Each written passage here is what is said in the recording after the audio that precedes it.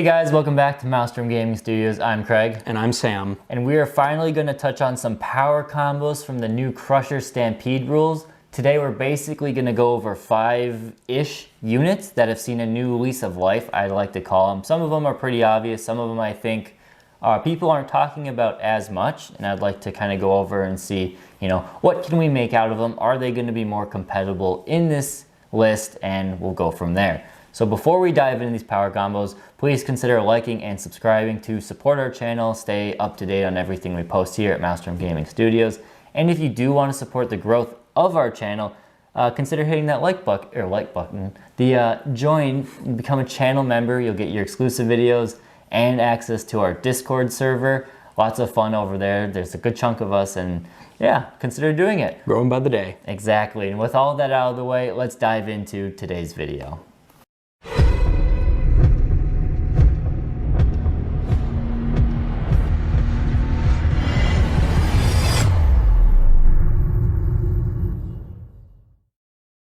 So today, like we said, we're going to be covering a couple units.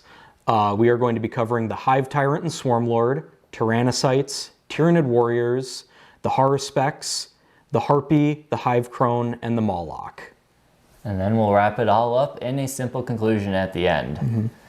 The first unit we're covering, Swarmlord and Hive Tyrants. So in the new Crusher Stampede rules, they have a lot of new close combat potential. The -1 damage just goes a long way to keep them in the fight for as long as possible. Mm-hmm. And the new psychic powers and warlord traits can turn them into absolute monsters. You can get them up to 11 attacks, as well as buffing the other big monsters that you're taking in your list. Absolutely. 11 attacks, again, is on the Hive Tyrant because the Swarmlord cannot take the special warlord trait, but still 11 attacks. Normally you're like 4 or 5 on a Hive Tyrant was as good as it can get, but now 11, he's really dealing some damage. One combo that I'm going to try, and you'll probably see in an upcoming battle report, actually I think you will see it, this is for the Hive Tyrant specifically. You take a Flyrant with dual scything talons, toxin sacs, and adrenal glands. For sure adrenal glands, if you have the point for toxin sacs, go for it. The relic you want to take is the biomorphic carapace. This is -1 to wound in all phases, the Hive Tyrant. Then you're going to take the warlord trait, Adaptive Biology, which previously was a decent one, but had a really annoying stipulation. We're going to work around that a little bit.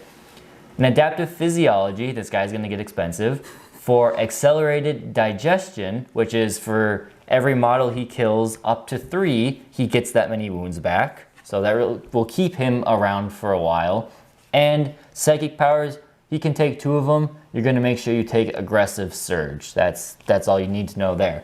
So what you get out of this is a very bulky anti-infantry Hive Tyrant. Again, because we went with Accelerated Digestion over Murderous Size, and he only has Scything Talons, he's only going to be Strength 6, which against vehicles is not that great, but against all the infantry, it's going to be going around. You want to go after, Terminators, anything with 3 wounds or less, the Aggressors, Eradicators. I'm trying to think of some non-Space Marine units you want to go after.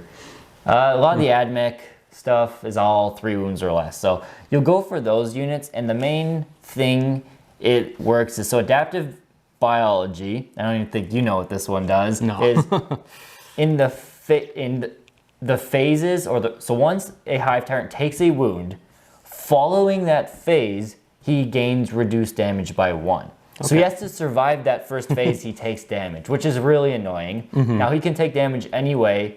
The luckiest way is to perils yourself on the first turn. Right. Take a wound, and now you have reduced damage by 2. Okay. Because so that stacks. It does stack, okay. Yep. So now a Hive Tyrant will be taking all damage from 3 and below, or should say, yeah, from 3 and below is equal to 1. All of those nasty Thunder Hammers, those D3 plus 3 shots are now just D3 damage on a Hive Tyrant. It really allows him to stay in the fight a lot longer. And the reason we go with Accelerated Digestion is just to guarantee that once he starts taking wounds, he can heal them right back up. So sure, he gets shot a bunch by I don't know what you want, the last cannons or something. He goes down to like 4 wounds. Well, just go charge him into some infantry, kill 3 of them, and now he's got, you know, he's back up to 8 wounds or something. Psychic Power Aggressive Surge is to get D3 extra attacks, so now he can get up to 8, which will make him more powerful. And the only thing to consider is the, we do have the stratagem, Voracious Appetite. Yeah, we have the stratagem Voracious Appetite, which lets you reroll failed wound rolls. And if you really do want to go after a vehicle, that will make them a bit more consistent at trying to kill a vehicle. Sure. So as this Hive Tyrant, I think depending on what opponents you go up against, if you play up against heavy infantry armies, this could be very fun, and I'm going to be trying it out in the future here. So now we have Tyrannocytes. This is a bit more of a meme one, but I do want to stress the annoyance of a Tyrannocyte for your opponent right now. Previously, very easy to take out, and you didn't really have to worry about them too much because it was just one floating balloon that walked around the table, shooting things very inaccurately. A big, slow, easy target. Exactly. It only had 4 up save, 12 wounds, toughness 6. Got two melted guns could drop it if they got close enough. Now it is a lot more annoying to deal with. So it is 12 wounds still, but it has a 5 up invuln save and -1 damage. So that greatly increases its durability, and it can hold objectives. Now it counts as many wounds as it has models on the objective. So it's not just, oh, you know, one thing, I'll tie it with 2 models, it's my objective. Now it is 12 wounds or 12 models going around sitting on objectives, which makes it a little more annoying to deal with. It does have some decent shooting potential too. I know it's hitting on 5s, but there are ways around that. So it comes with 5 guns, and you have to replace all 5 of them if you do. So the first one, and probably the best one I think, is 5 Barbed Stranglers. These are a D6 blast weapon that are very good at anti-horde. They have a rule that if they target a unit of 10 or more models, they get +1 to hit. So that alone lets them hitting on 4s, and you will have 30 shots because of blast. Yep. That's a solid hit. They're strength 5, no AP, 1 damage, still good. Serious good anti-horde. If you are someone who plays against Sisters a lot, other Nids, Admech, Necrons, and Orcs, this thing will do well. Orcs and Necrons, it'll struggle a little bit because they are T5, so you're only wounding on 4s. But this thing will shred Horde Nids, it will shred Admech blobs, and Sisters, a lot of competitive Sisters lists always bring that one 20-man block of Battle Sisters that is so annoying to dig out. And one of these cost 115 points. Yeah, that seems like a little bit of a lot, but at the same time, it's a lot less than a Carnifex or anything, and it's better in some ways in terms of shooting. Yeah. Plus, if it's now holding an objective, it forces you to attack it. Whereas in a Crusher Stampede list, there are a lot of things that you'd probably much rather be shooting instead of a big giant floating pod. Yeah. But because it's holding objectives now, and you can't just tie it up with 2 tactical marines or 2 guardsmen, you have to attack it and kill it. So yeah, no, that's a great point. It's just that nuisance that you keep it in the backfield, and your opponent's like, I would love to kill that, but there are, hero duels in my face that I have to deal with. And the Venom Cannons is also a decent option if you're going against anti-vehicle. I stay away from it because it does make the thing like 145 points, which is pretty pricey, but you can get a max 15 Venom Cannon shots will drop just about any tank it goes up against. So. And then other things to consider, so as we mentioned, its ballistic skill is pretty abysmal. It hits on 5s. So you're really going to want to, if you're planning on using it seriously, you're going to want to be hitting it with a bioweapon bond from Tyranid warriors in order to make it hit on 4s. So that way you're not, just dropping this thing in and then whiffing all your shots, assuming you're not shooting Barbed Stranglers at big units. Yep, exactly.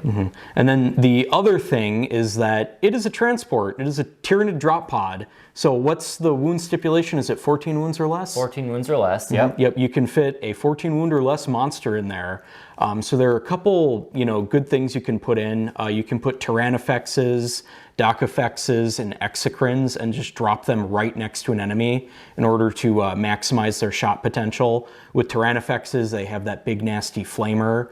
So you're immediately dropping it into flamer range, and again, that's two big monsters that are now in your face and you have to deal with, which really lets a Tyranid player kind of dictate the flow of the game. Yeah, and you drop these on objective, now that's 2 models, 2 monsters on objective, that's that many more. You still have to go with the whole 9 inches away thing. For one reason, again, I don't think this is best used as a drop pod currently. I prefer just to deploy it on the board. It still counts, even though it's huge, it can move around unlike Space Marine drop pods. Yeah, once they drop, they sit there. Yeah, these things can move, and they still have the obscuring rules and stuff. So you can sit it behind a building, poke it out, and then shoot. It's a weird tactical thing. Maybe that'll change in the future, maybe not. But Exocrines could be an interesting choice if you just want to really have some fun with it, because unlike the Tyrannocytes, the Exocrine has a strat to count as if it stood still, even though it moved. So when you drop this thing in turn 1, or turn 2, sorry, now you can double tap with your Exocrine. Maybe you have line of sight on a unit your opponent didn't want. It might work, it might just be, garbage, but I wanted to consider it because they do become a little bit of a nuisance now with these new durability buffs. Next, we have Tyranid Warriors. I think these guys are very, very good now. So I want to consider a unit of 9 of them. 6 Death Spitters, 3 Venom Cannons. We have a new strat that you pay 1 CP before the game to make them weapon skill 2+, ballistic skill 3+. Already really good. We have the Unyielding Chitin strat, something just to consider, which is reduced damage, range damage by 1. So that'll really annoy if your opponent's got a 3 damage gun going at him. That'll really annoy him because now it takes 2 shots to kill every warrior. They have a 5-up invuln save, which is awesome. And of course, Bioweapon Bond, they can give it to themselves if you want. So now they are hitting on 2s in the shooting phase, or they can give it out to other units. So with this, 2 character support options that I am considering as a potential. You've got the Tyranid Prime, which gives them Swarm Leader rerolls. Tyranid Prime also gives them 2+ ballistic skill, which means you could Bioweapon Bond a different unit and still have that reliable shooting. Or you could take the Neurothrope, still put Swarm Leader rerolls on it, so now they're hitting on 3s. You have the option to give them 2+ with Bioweapon Bond, but you get the additional psychic support. Maybe put Catalyst on these guys, make them that much more annoying to deal with. Now, we take our original 9-man unit with 6 Death Spitters, 3 Venom Cannons. On average, they kill 6 Space Marines, Intercessors, Tactical Marines, the standard 3-up 2 wound models, 6 of them with 1 round of shooting, and against a toughness 7 vehicle with a 3-up save, it does 8 wounds, which is a good hefty amount of damage. I think a squad like this, Scything Talons for their combat weapons, comes out to be roughly, I want to say 250 points, maybe 260, which is a healthy chunk, but what you're getting is a nasty, durable, mid-field objective holder that no one really wants to deal with, because if you do get them in combat, we also, again, have a strat to allow them shoot in combat. Now, they can't shoot the Venom Cannons, but the Death Spitters could shoot, and those are still very nasty because there are no penalties, so they're still hitting on their 2s with the rerolls and everything. Right. It's still a gross deterrent. I think the reason I give them Scything Talents, I'm not at all sold on these things being combat threats. I think they're strength 4, AP at best -2, 1 damage weapons are just, the strength 4 is really what kills it. It's just so weak, unreliable to really do any damage, that the Death Spitters being strength 5 and the Venom Cannons being strength 8 is just that notch above that makes them really reliable. So again, another unit I will be trying. I think a big block of 9 is very powerful. Otherwise, support units of 3 are still great. And you have to take them because they're your only troop choice option. Right. So there it is. And now we have one that I'm very looking forward to, which is a revamped look on the Haruspex. All right, so previously, kind of the downfalls of the Haruspex is that he was only weapon skill 4.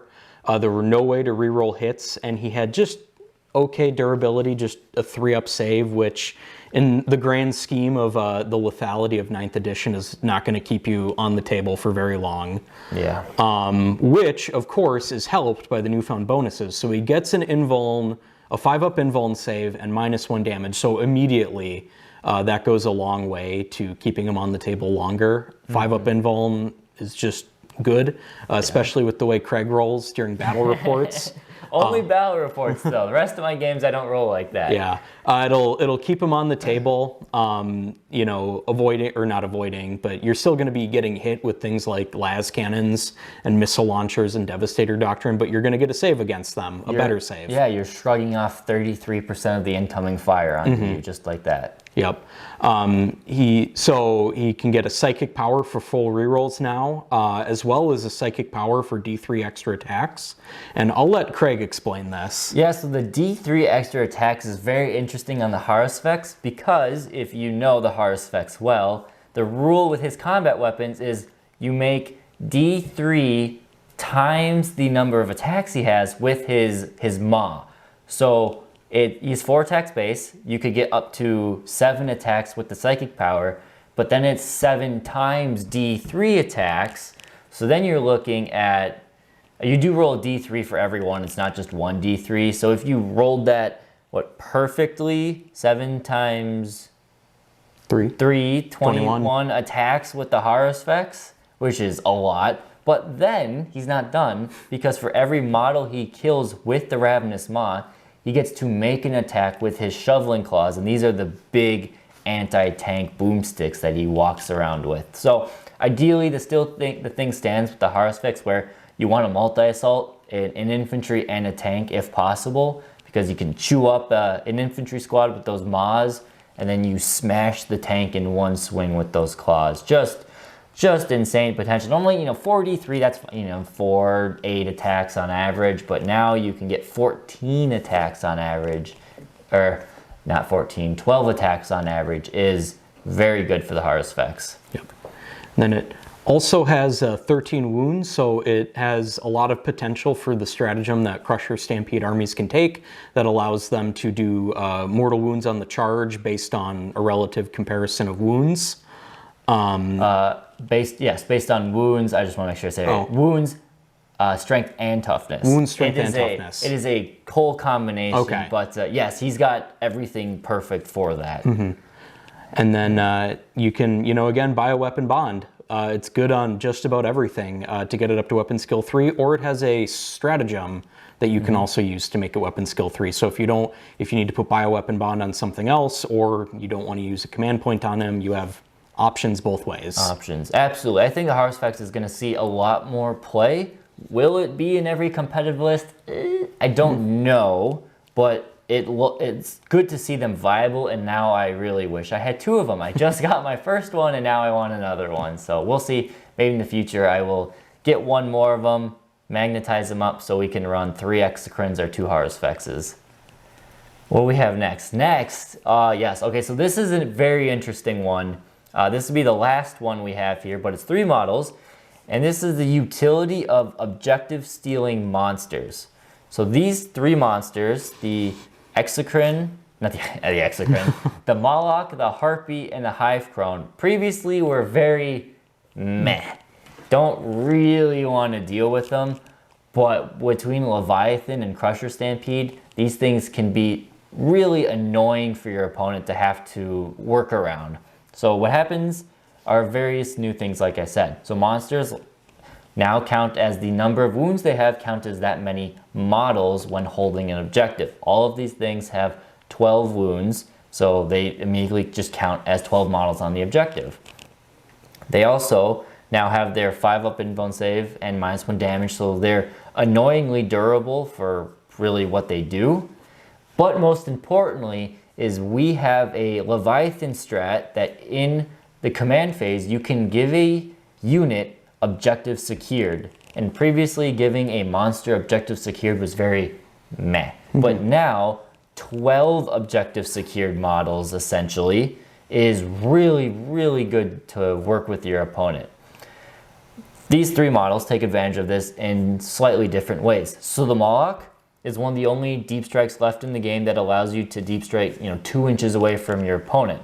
And then he does the mortal wounds and stuff. So not only can he target an objective that your opponent has the least amount of units on, he could kill a few of those models and then steal the objective from your opponent. Now granted, he is coming out of deep strike, so you cannot give the objective secured strat to him, at least on the first turn. But still, if they don't have objective secured on an objective, he will steal that 9 out of 10 times from them. Right.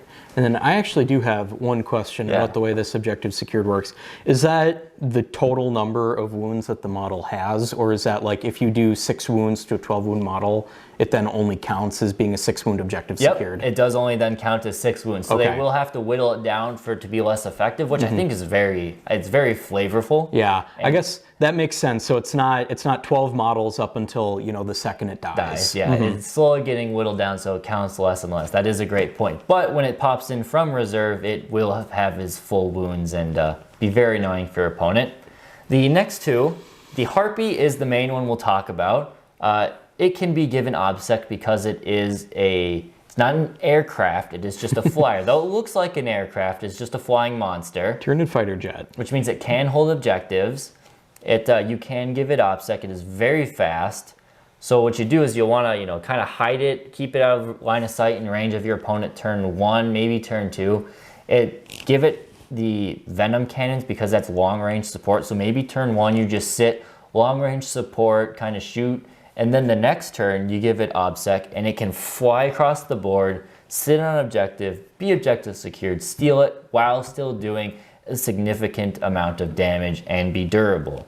The Harpy is a gunship, a combat missile, and a bomber, all comprised into one meh package, delivery package. But with the durability and everything, it stands a chance. And if you pair the Harpy with another combat unit, because the Harpy has that, any model it charges has to fight last, it's a great combination of things going on there. I'll touch on the Hive Crone because the Hive Crone is the exact same thing in terms of how it plays. However, it's just worse. It's the same point cost. Ouch. It basically has haywire missiles and a heavy flamer. And it's supposed to be better in close combat, but it just really isn't.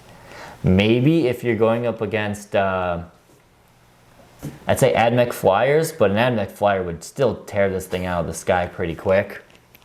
I think a Harpy, though, has a lot of people you are going to start seeing bring at least one Harpy in every list just for that sheer, okay, I'm going to fly across the board and steal an objective from you potential. That is the objective stealers.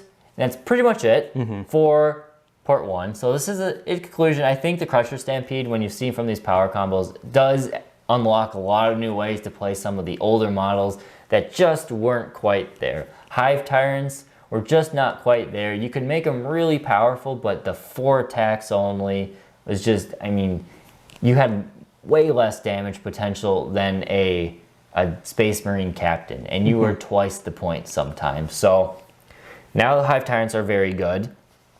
Will they be seen all the time? I don't know. I want to try a game with all 4 of my Hive Tyrants / Swarmlord just to see what they can do. Swarmy's loving life because now he's got reduced damage by 1, which is awesome.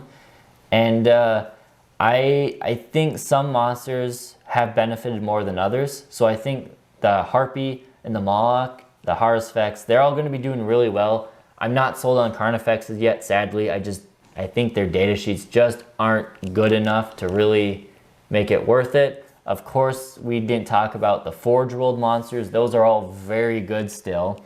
And if you want to see me or us make a part 2, we're going to try something out. If this video gets 125 likes, which it should be able to do because the last Crusher video got 150 something, but if this one gets 125 likes, we will make a part 2 and put down in the comments what models you want us to kind of touch on and see how we could use them in a Crusher Stampede. I will pick probably the 5 most requested models and I will cover them. Again, I think every monster does have a new way to be played in the Crusher Stampede list. There's only so much you can cover in one video. So that is where we'll leave off with this one. Which of these Crusher Stampede models are you looking forward to using the most? Are you looking forward to trying to spam as many warriors as possible? Or are you going to be someone like me who wants to run 4 Hive Tyrants just for the fun of it? But let us know. Or are you going to bring, like 5 pods? Because you could bring... The dreaded pod meta. The pod meta. Pod meta coming back. Maybe we got to try that. There's no stipulation because it's a dedicated transport on how many you can bring. It breaks the rule of 3, right? Transports break the rule, are yes, allowed to break the rule of 3. So you could run as many pods as you have infantry. Oh my gosh! Okay, post video rant, or we'll include it. So, Tyranid warriors, heavy rule in Crusher Stampede is or single wound, or not non-monster models. In order to take a non-monster model, you have to have a monster in the list. Okay. So, if you wanted to bring, 10 units of warriors, you would have to have 10 monsters. Well, you could bring 10 units of warriors inside 10 drop pods, and then turn 1, you could have a unit of, Hive Guard sitting in the back, and a unit of warriors, and maybe a Neurothrope. And they have the little bubble sitting in the corner. And then turn 2 comes, and you drop 10 pods in. 10 pods with Venom with Barb Stranglers is 1,150 points. And then you could bring just a whole bunch of warriors. Maybe you bring some Hive Guard with shot cannons, so they're really cheap. And see, you're getting this for free. This is bonus. This is me just thinking. I need to find everybody in the local area who has a pod, and I need to just say, hey, can I borrow your pod for a game? If you're in the Twin Cities area, sacrifice your pods for the greater Tyranid good. For the tournament good. I want to try it. I want to try 10 pods. Unless I'm wrong. Maybe I'll figure it out, or you guys know, and there's a limit to how many pods you can take. But as far as I'm aware, there is no limit to how many pods you can take in the game.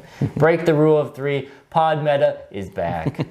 All right, that's it. We'll end the video there. Thank you guys for watching, and we'll see you next time here at Maelstrom Gaming Studios.